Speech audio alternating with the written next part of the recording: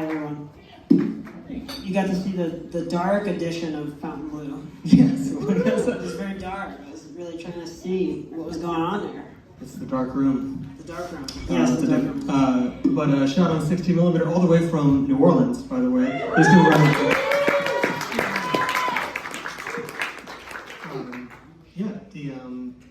the term gets overused a lot, but like a hangout movie, where it I basically just felt like this was a little bit of maybe a window into your life.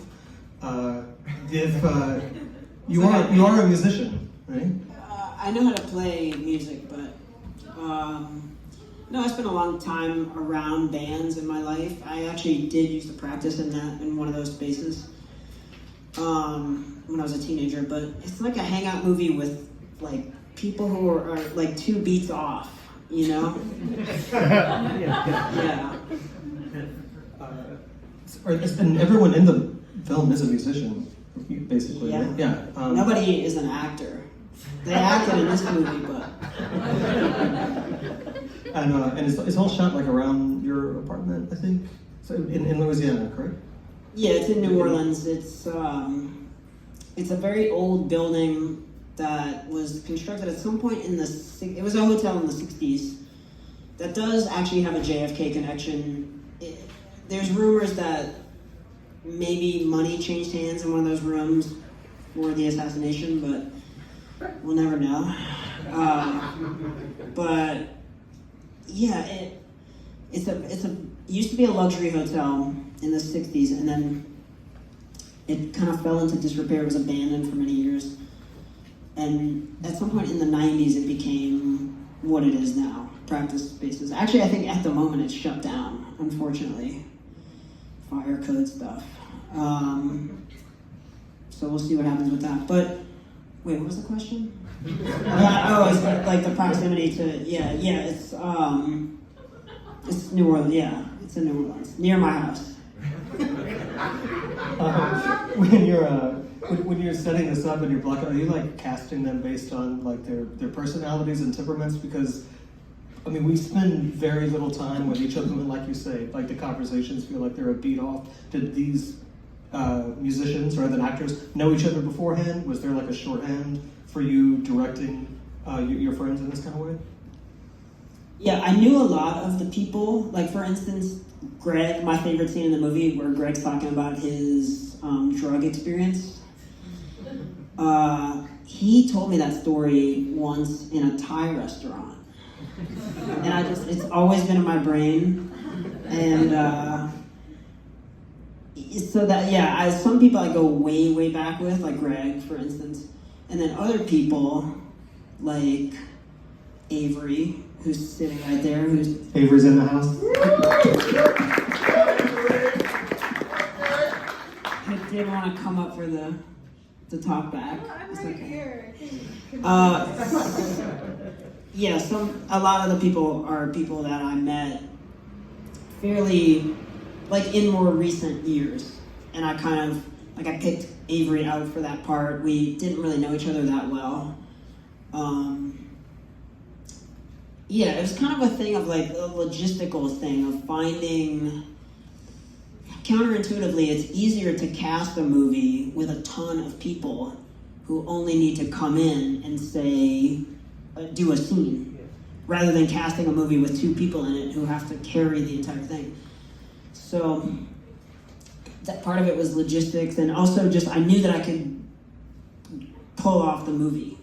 Like I knew people who had practice spaces in that building. I knew we could get away with shooting all night. We were certainly not the craziest thing going on in the halls of that building.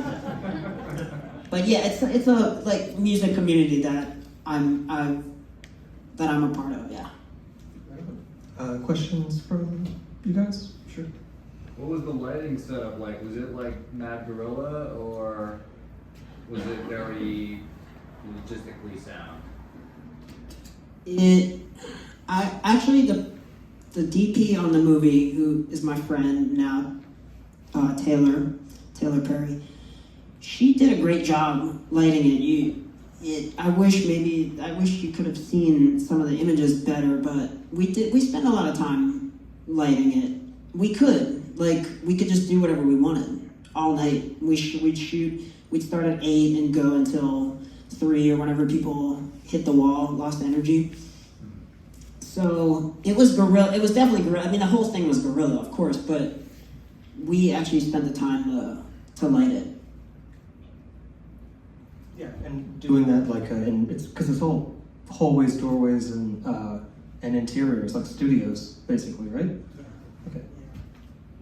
I have a question. What district in New Orleans was it filmed in? It's in Mid-City. Okay, cool. If you're familiar with the city at all, it's Carrollton and Tulane. Oh, groovy. Cool. Yeah. Yeah, sorry. Who was the hot babe in like the letter? She happens to be sitting in the back. Oh!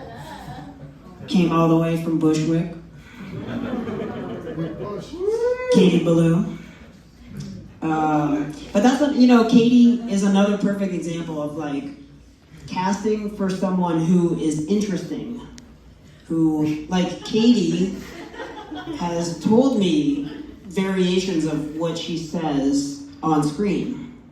And I just thought it was fascinating, I thought it was awesome. And just plugged it in.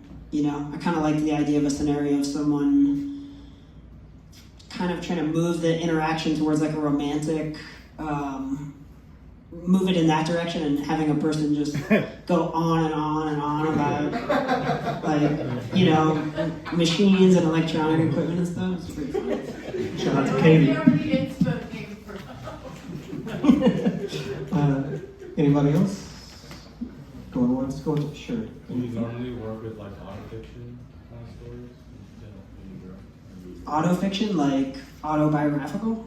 Well, it's like, you're very familiar with this place, you're very familiar with this hotel, and some of the stories you pull in the script is like fake. Yeah. Autofiction. I mean, again, I would say it's just a logistical. As the starting point wasn't telling a story, the starting point was creating sort of an atmospheric movie. And so I've been looking for spaces to shoot in, and there was that building.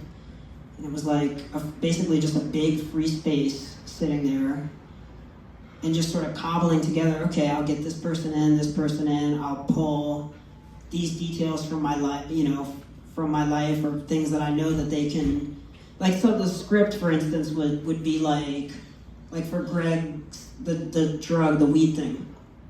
For that scene, it would be like, the script would go up to, they're smoking weed in the room. It's the strong smell. And then the rest